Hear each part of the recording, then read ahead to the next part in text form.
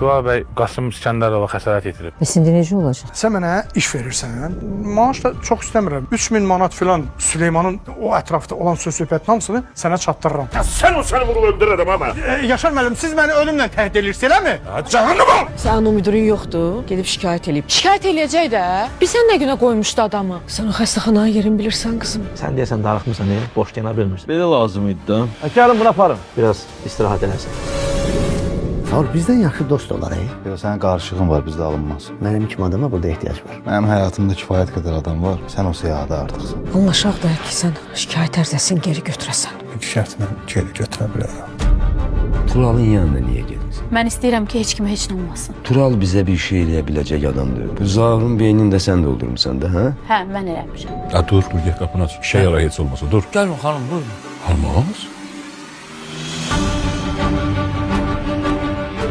Xəyanət 9 aprel saat 22-də Xəzərdə.